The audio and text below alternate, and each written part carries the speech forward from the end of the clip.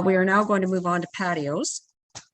You've heard our delegations this morning. Mr. Kennedy, could you please recap where we are in terms of what we've got in front of us, because I know you changed nothing after the last meeting.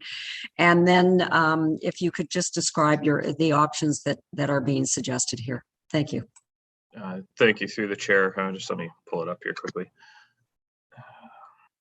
Okay, so for patios, walkways, and stairways, as it's written in the current draft right now, we would allow for any property, regardless of the frontage, to have a 200 square foot patio within the first 50 feet of the high water mark.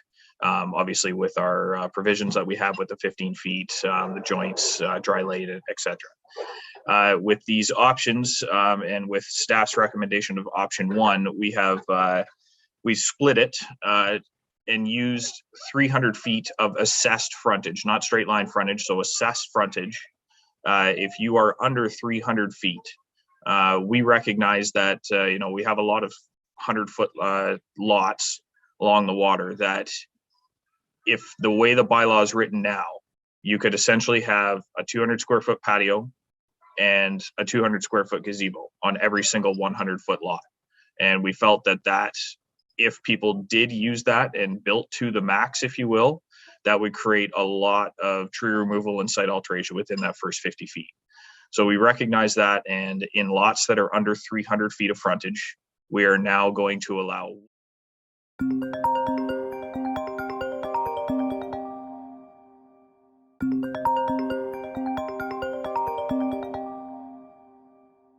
one of either a 200 square foot patio, a gazebo, a sauna, or a pump house. Once you get to 300 feet or over, we would allow for 2 of those 4 options.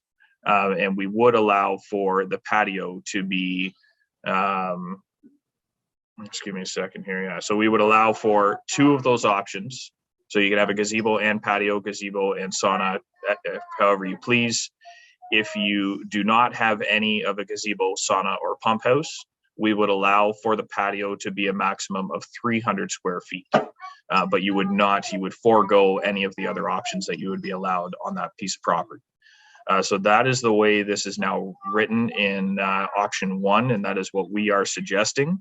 And we also have put more provisions in if you do choose on the bigger lots. If you want the 2, if you want a gazebo and a patio, we require that they're going to be distanced apart by 15 feet, so they can't be conjoined together and then make one kind of 400 square foot area.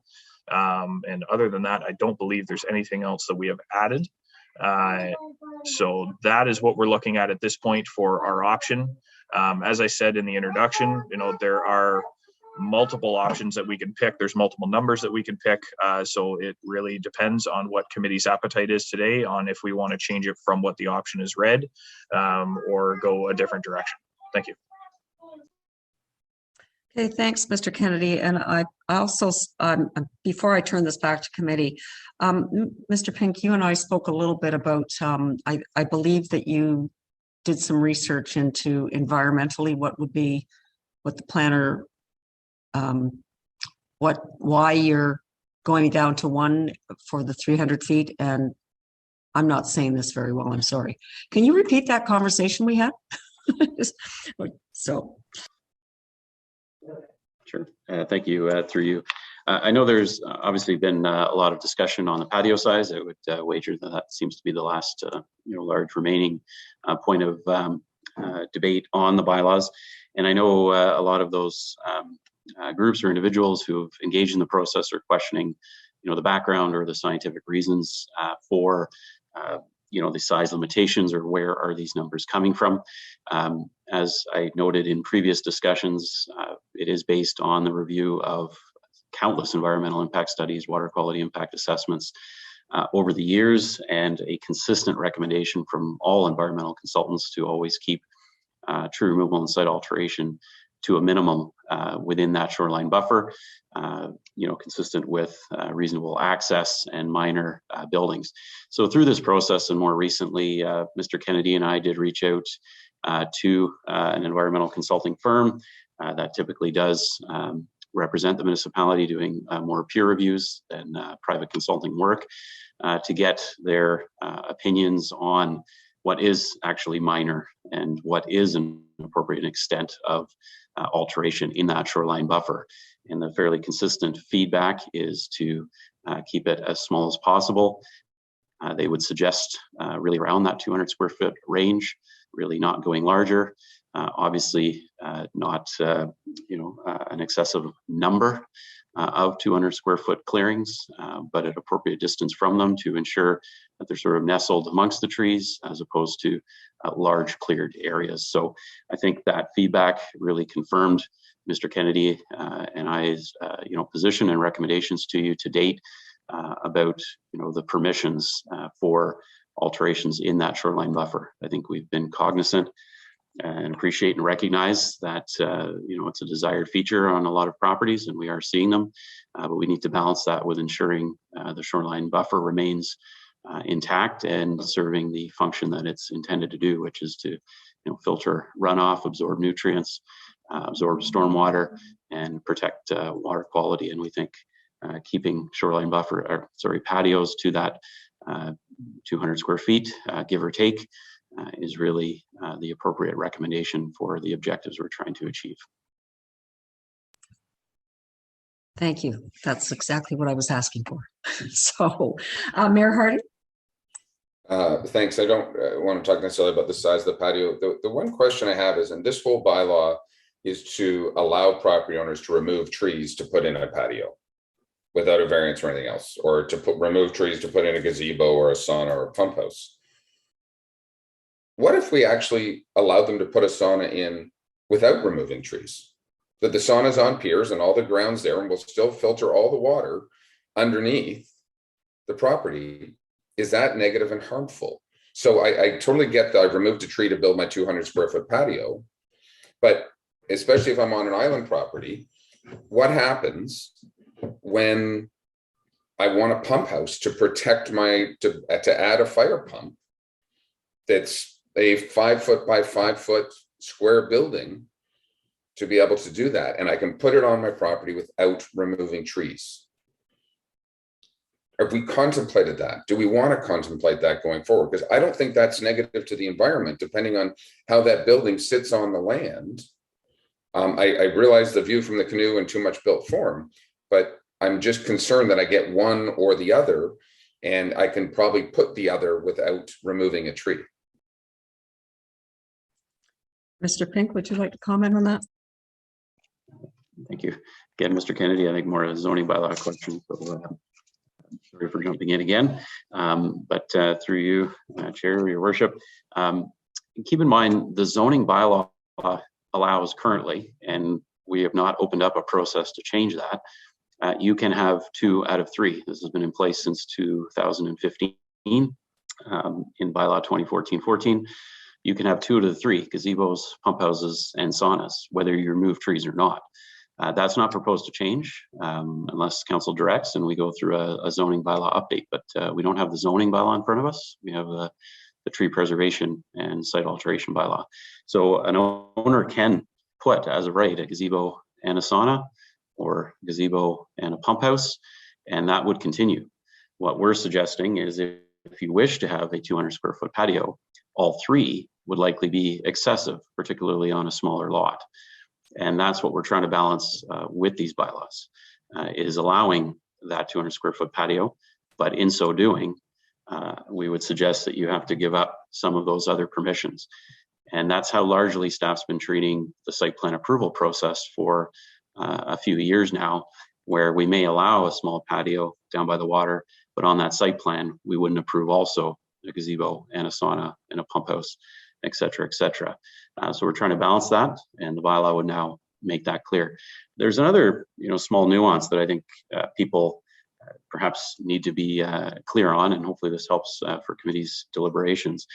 But the tree, it's almost as if we're debating this is a patio bylaw. It's not a patio bylaw. The tree in the site, what it will permit is you to remove trees and alter your grade to put in a patio. If you are not altering grade and if you are not removing trees, nothing prevents an owner from using that portion of their property as a patio. That has always been in place, and that's not proposed to change. All these bylaws do is, if you wish to cut down trees and alter your grade, bring in fill or remove rock or earth, in order to construct patio, we want to put appropriate limits on it. And that's where the size and the appropriate mitigation measures need to be in place: the sediment fence, the joints, dry laid, et cetera, et cetera. So I hope those clarifications help. Follow up, Mayor Harding? Thank you. Then I think we might need some more clarification, because I certainly was confused. And especially when I read, patios, walkways section as follows, that only one of the following are permitted within 50 feet. So I look at that and say, I either get my gazebo or my sauna or my pump house, only one of those, not two of three. So I'm not sure how the two bylaws work together, other than you get them and you can take down trees to get one more or one less. I'm not sure how the two bylaws work together. And that's my confusion. As I read this section, I'm going to guess that the public is going to be certainly confused about it, and may have been confused about it, because thinking that this may trump the existing 14. So, forward. I think we got that. You cut in and out. Mr. Kennedy? Through the chair, I think that this one may be intertwined with the zoning bylaw again. I think Mr. Pink kind of explained it quite well there. That the zoning bylaw does, as of right, permit you to have two of those three built form items, and we are now putting into this bylaw the patio section and allowing you to remove trees for that kind of thing. So I don't really know what more I could add on to Mr. Pink's description of what he just said. I can understand the confusion that Mayor Harding is putting forward.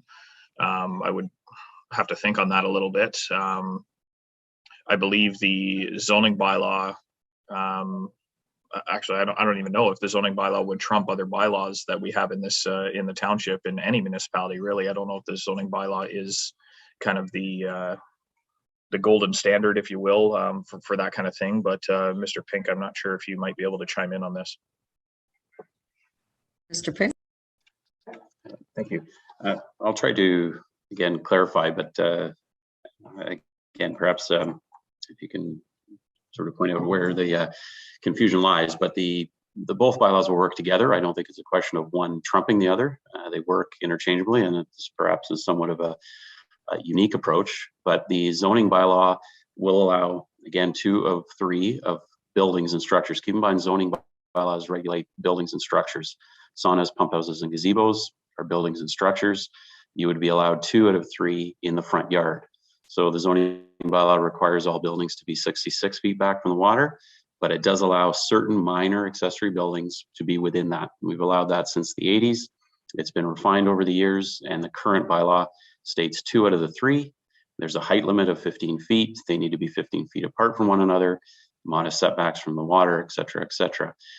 So that would continue. If an owner has a pump house or a sauna or a gazebo or more than one of those, and they wish to put in a patio and clear more trees, the current draft would prevent them from doing so, because they have multiple buildings within the front yard already. So they will have to make a choice.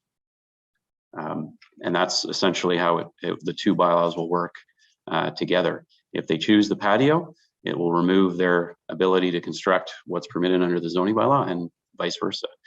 So there are choices there. It gives some flexibility. And we hope to and like to think that we've struck an appropriate balance of, again, allowing some minor accessory buildings that consultants have recognized can be done appropriately, but not allowing an excessive amount of either buildings or tree removal and site alteration to negatively impact shoreline buffers. Thank you. Just a quick follow-up, if I could, Mr. Pink. So I think what I heard you say is, if somebody already has gazebo and a pump house on their property, and now they want to have a patio, they could remove one of those and instead so they have that option. Thank you. Councillor Roberts? Thank you, Madam Chair, and through you, when the word built form comes up, there's nothing stopping me from putting a fire pump, I don't believe, down by the water if I don't remove any trees. If you know, that's what I'm assuming. I'm not going to remove it. I looked around the lake that I'm on for people that have patio, we'll call them so-called patios, but they have them on their property on rock, and they didn't have to take down a tree. Those, I believe, are still permitted. If you know you have a small little area that's safe, you can have your fire pit or whatever. It's when you change or put stone down or change the grade, this is when it applies. So I just make that statement. Now, thank you, Madam Chair, for your leniency there. And also I would like to, I'm going to bring up a couple points here, but also after patios and before we close off, there's one other area I'd like to talk that may or not be missed in the site alteration and tree preservation bylaw, and that's within the 15 feet. So I'll come back to that at the end. But right now, the one question I have are the joints between the hard rock surface or patio stones. What is the width of that, the minimum width? So can they be, if I put patio stones, is it like 1/8 of an inch that I can, or is it a 1/2 inch that to allow, because the whole purpose is to allow the water to filter down, the joint is to allow the water to filter down. So is there a minimum or maximum? No, I guess it wouldn't be a maximum. So that's what my question, first of all, to start with. Okay, Mr. Kennedy. Through the chair, that was in one of our first drafts, was a joint spacing of, I believe it was two inches, and when that was put in the survey, we received quite a big feedback that, you know, that was a little bit too far overreaching, so we removed that number and put in that they at least need to be spaced out. We don't have a minimum or maximum number. We just require that there is joint spacing in those patios that makes sure that that area is a permeable surface still. Okay, so I think we need to, I understand the 2 inches is maybe too much, but I'm not an environmentalist. But there's got to be something that I can't just lay down a 200 square foot patio and have, you know, 1/8 of an inch between each one, because the whole purpose of this joint is to allow the water to go through, not to go out to the edges and flow out. Am I wrong? Mr. Kennedy? Yeah, through the chair, that is correct. That's the reason why we have the joints in patio. If we want to put in a minimum distance of a joint, I would say it has to be at a very, very minimum. If it's 1/8 of an inch, then we put an 1/8 of an inch. I guess that would kind of be up to committee's decision on what you guys want to do with that. But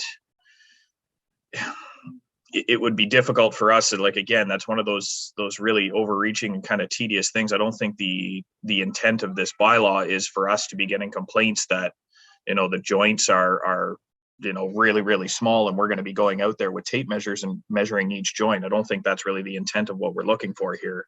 I think the way it's written at this point is that we need to make sure that it is a permeable surface. So if, you know, the joint isn't there, then yeah, we're going to be enforcing it, making sure that the joints do come to that. But I think there's no one on this call that has the knowledge of what an acceptable joint would be. That's my personal opinion. Mr. Pink did mention earlier that he had contacted an environmentalist. So if we're going to use permeable as in our bylaw, then we should be stating what that is,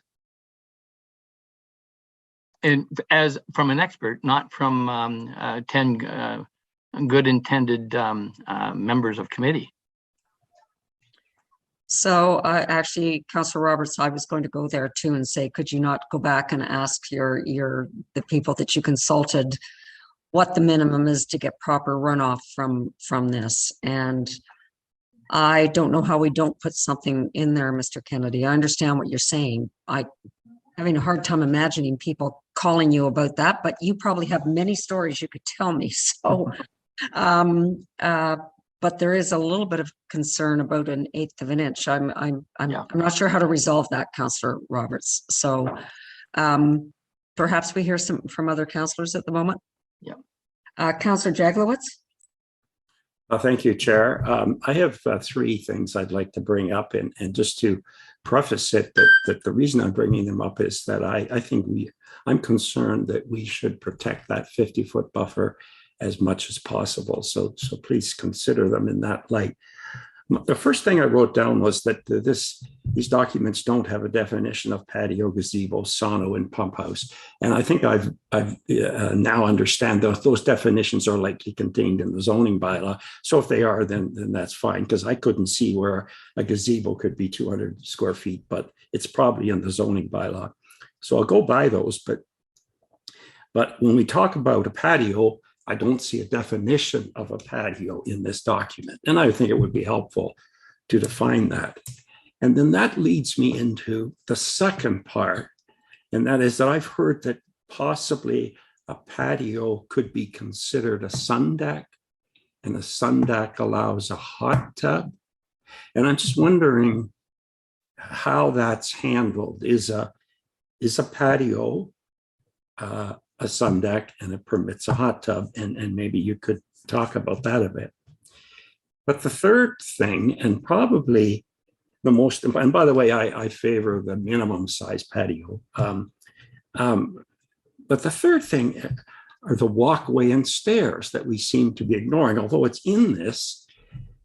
The way I read it is, an owner is permitted to remove trees and alter site for stairs, walkways to a maximum of 6 feet in width and for an unlimited length. And that really concerns me. And we have evidence in some properties where people decide they want those walkways to go right around the entire front of the property, and they could probably be within 15 feet of the water, I guess, under this. And I think that needs some tightening up. It's almost like, as you say, a patio can only be 14 feet wide, but you don't say how long it can be. So I just wonder if I could get some answers on that and see where we're going. Okay, Mr. Kennedy. Through the chair, the option, if you read them on section A, number 7, it reads that the installation of a walkway or stairway does not cause or result in the removal of any tree in contravention of the township's tree conservation bylaw unless otherwise granted permission through site plan agreement. So that clearly does state that you can't remove trees to put the walkway in, and that is in an attempt to be consistent with what the site plan agreements that we see come through. I think every single one that I've seen in the last 5 or 6 months, and probably before, say that if you want a walkway, it has to meander through the trees, that they can't cut any trees down. So that's trying to be consistent with what planning has done with site plan agreements. So to answer Councillor Jagowitz's question, you are not permitted to cut down trees in order for this walkway to go down to the boathouse. We don't have anything in there that permits, or regulates how many walkways, but we are not allowing trees to be removed. So that does in turn make it quite restrictive, really, for those walkways. Thank you. Mr. Kennedy, I think the other question before I get back to you, Councillor Jaglowitz, was is a patio a sun deck? And then you can put a hot tub on it. Sorry, so through you, Chair, the hot tubs in the zoning bylaw are restricted that they have to be a minimum of 50 feet back from the water. So it would not, like if someone builds a patio in the front yard setback as we're allowing now, we would not allow a hot tub to be then put on that patio. Hot tubs themselves have to be at least 50 feet back from the high water mark. So people would not be permitted to put a hot tub on one of these patios if they build it within that 50 feet. Okay, thank you for that clarification. Councillor Jaglowitz, do you have a follow-up? I do, and I would then request that you might consider putting that tree removal limitation right in the patio section, just to make it clear. I see you've got it somewhere else, but it certainly wasn't. In fact, I don't think it's in I think the patio section's in the site alteration, isn't it? And you're saying there's a restriction in the tree preservation bylaw? It would seem to me that if a person's not allowed to remove a tree to put in a walkway or a staircase, then it should probably say it. And maybe I've missed it, because in the section I was reading, it just said it can't be more than 6 feet wide. So what you're saying is a sun deck is not permitted in the 50 foot. Is that correct? So I'm going back to the patio hot tub thing. So a sun deck is not permitted in the 50 foot front yard. Is that correct? Mr. Kennedy? To answer the sun deck question, no. And to answer the question about the tree removal, it is in both sections. And it is under the patio and walkways and stairways sections. Okay. Under both there. If you look at the additional options, the last numbering on where it says for the patios and stairways, it does both say that they can't cause any tree removal that is in contravention of the tree conservation bylaw. So I'd have to take a look at the. No, actually, you're correct. I see it now. It wasn't up in the section, but it is there. So thank you. You've answered that part. Thank you. Thank you. Okay, Councillor Kelly. Thank you, and through you, I actually had raised my hand in reference to Councillor Roberts' comments about the gap between stones. And quite honestly, at some point in time, in everything that we're looking at adopting as part of a bylaw, we have to actually, I think, sit and wonder whether this is enforceable. And the reality is, we talked yesterday about enforceability and the bylaw enforcement team and how overwhelming we make their lives, I think, when we start getting into these kinds of details. I can't imagine. I understand and I really do value permeable surfaces, but at the end of the day, if we can contain patios to 200 feet and if we can create an environment where there's a choice to be made between 2 or 3 different types of structures, but only 2 are permissible on the same lot, we've accomplished a heck of a lot. And the energy and the time and the investment in spark plug gauges to go around and figure out whether we're at a 1/8 gap or a 1/16 gap, I think that money would be better spent through our new communications department, saturating all of our constituents with information about how responsibly, environmentally responsible building and patio development might look. At some point in time, and I think this is that time, we've got to recognize that unless we're all going to go out there and build this stuff for them, we're going to have to relinquish some control over the minutia. And that's it. Thank you. Okay, Mayor Harding, and then I think I can maybe wrap this up. Thank you. I'm going to agree with Councillor Kelly that, from a permeable perspective, let's call it permeable, and let staff figure that out, because we can or can't. We get into, I believe, almost construction techniques, and I want to talk about one of them there. My son lays stone. That's what he does for a living, as a stonemason. So as we start to limit, this has to be a 1/2 inch gap or 3/4 inch gap, we may be jeopardizing the integrity of the subbase when they start to lay these stones, and how they're done. But what I want to talk about is the point 6, which is the installation of a patio stairway or walkway is dry laid. And I understand that from a walkway perspective. I understand that from a patio perspective. But depending on a stairway, especially if somebody's building over a small rock outcropping, either we're forcing them at times, if they can't use concrete from the stairway perspective, they may have to secure those stairs in And again, I'll say my entire stairway is built on the side of a rock. So it has concrete. There's not a chance I could dry lay my staircase from my cottage to the waterfront. So have we vetted these technical terms and the dry lay versus wet lay in some of these areas? And especially I'll say with stairways, my limited knowledge of stonework with a stonemason and with construction to what can and can't happen, because otherwise we might be into a ton of extra work along the way. Mr. Kennedy? Through you, I believe that specific situation is going to come down to an officer discretion thing. If stairways are built on a rock and they have to be supported in some certain way, I don't think we're going to be coming after someone because it's not dry laid in that sense. I think we're going to recognize that, you know, the best practice construction wise is to do said thing, and I don't think we're going to be doing any enforcement in that sense.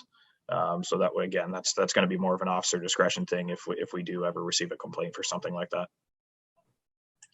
Okay, thank you. Councillor Jaglowitz.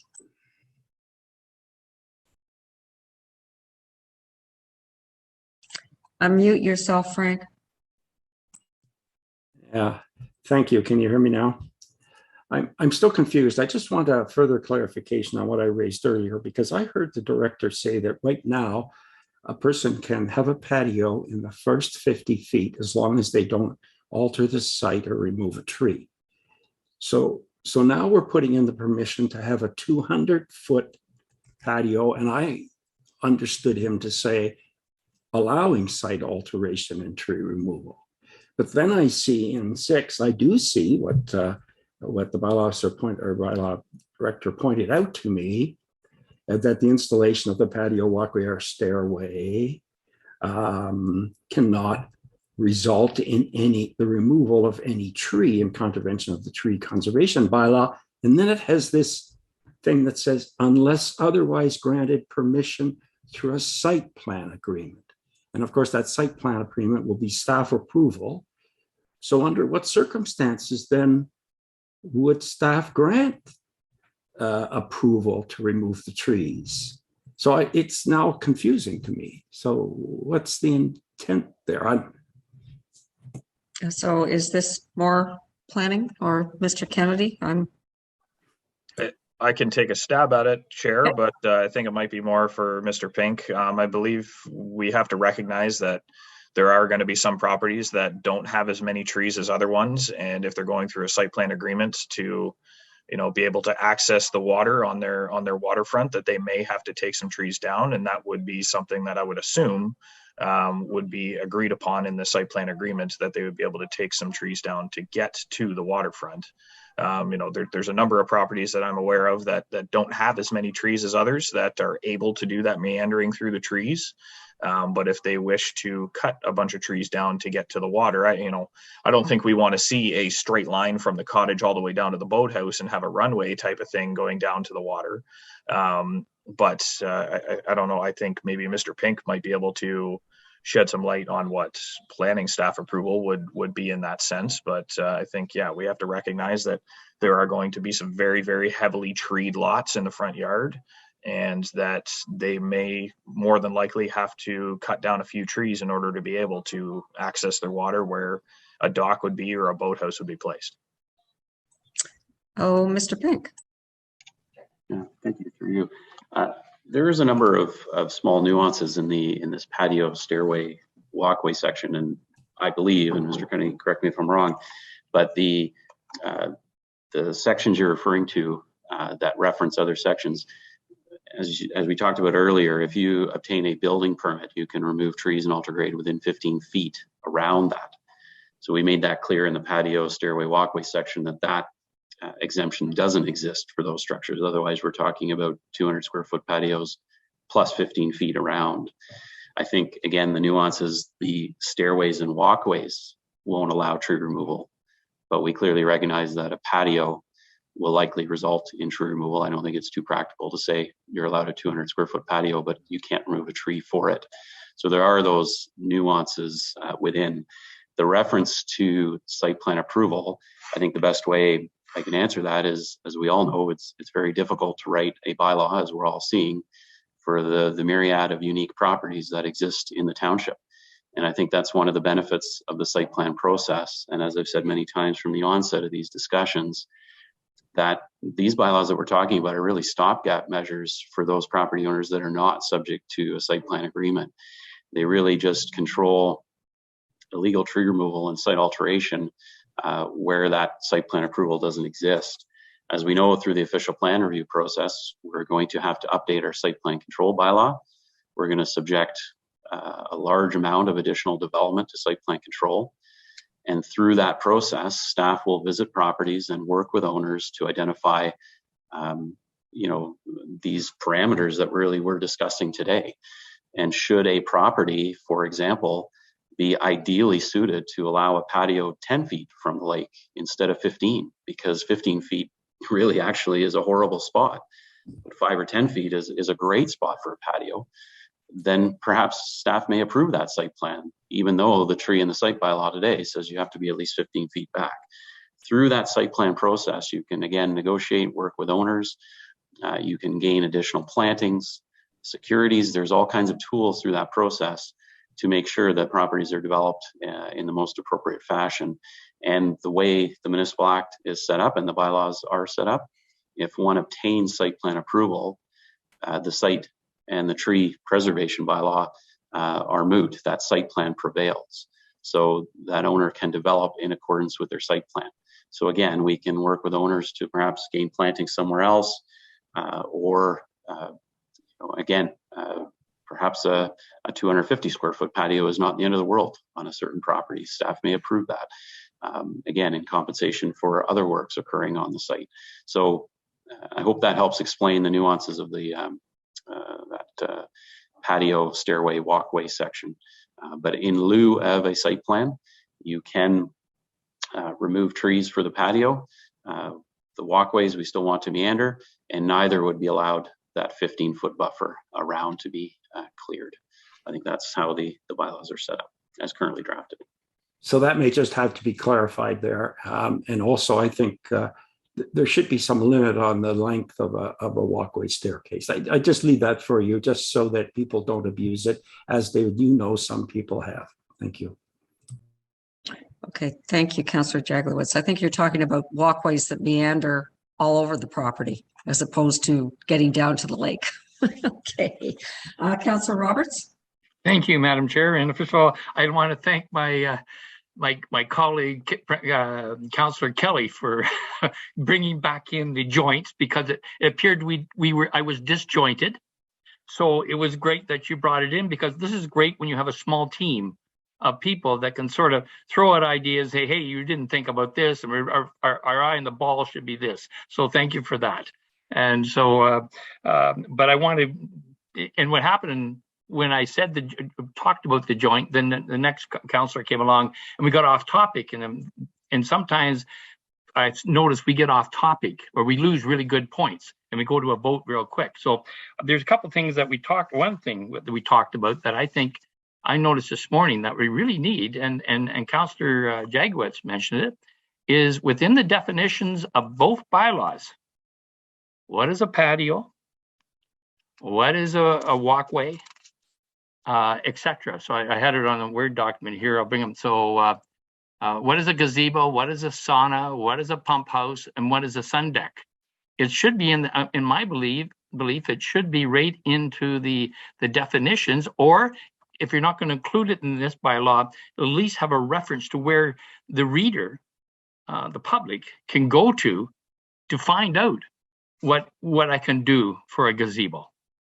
And that, so rather than, well, what's this mean? What is a gazebo? Well, I think a gazebo is this. Anyways, what are your thoughts on that, staff, or Mr. Kennedy or Mr. Pink, the definitions? So, Councillor Roberts, what you're really asking is to make this an easier read for our public, I think. So, Mr. Kennedy, is there any problem with just reiterating those definitions in this bylaw? Through the chair, no, we can do it one of two ways. We can either put the definitions and say as per the definition of the township zoning bylaw, or we simply just copy and paste the definitions from the zoning bylaw into these ones. Not a big deal. I can get that done for council next month. Okay, well, we're going to copy and paste then so that we're completely consistent, I think. So, Councillor Zavitz? Good, thank you, and through you. Certainly appreciative of the comments listening here. I think the definitions are important, and I think they should be included clearly. But I think more importantly, what David said, tools. He used the word tools, and I think we need to, I think we need to get up a little bit in the drone and look down on this instead of being mucking around on 1 inch, 2 inches, 3 inches, as Councillor Kelly and Roberts had indicated. Good discussion, good dialogue. We need to give our people who are going to be administering these new rules, these enhanced rules, these rules that work in complement with and to what are our existing bylaws. So I'm looking at that in a more fulsome manner, and I'm hoping that we can get to good positive conclusions and let staff feel that they've been supported by virtue of clarity that we'll provide here today. Thank you. Okay, thank you. So I think everybody's had a chance to speak. I am going to ask now, Councillor Kelly. Yes, we Somehow, can. for some reason, it was a two-step process this time. I apologize. If it's out of order, just let me know. While we've been talking, we all have received an email from Mr. Sift, who has stepped back from the limelight, reread the definition of arborist, and still thinks that it needs tweaking. And I'm raising it just simply so that when we move forward, we've given it, still thinks there's an or missing, and that's an OR and not an AOAR or two. I throw it out there. I don't think there's a dispute as between intentions. I think we kind of had reached consensus from my perspective. He just still thinks the language as it's defined in 3 needs another look. So could I perhaps suggest that Mr. Sift work with Mr. Kennedy, that we can sort of turn that back over to staff to, because if the intent doesn't change, then let's just leave the wording. Mr. Kennedy, you good with that? Yeah, through the chair, yes. Okay, great. All right, so here we are on patios. I also support option 1. Everything that's been said here makes sense to me. And I continue to go back to the fact that a larger patio can be put farther from the water by owners if they're looking for more seating. This is not to be the party patio down by the lake for noise, but to me, the environmental part overrides everything. So, but I put my 2 cents worth in there. All right, so option 1, which is being recommended by our staff. Do I have support for option 1? Okay, there we go. Mr. Kennedy?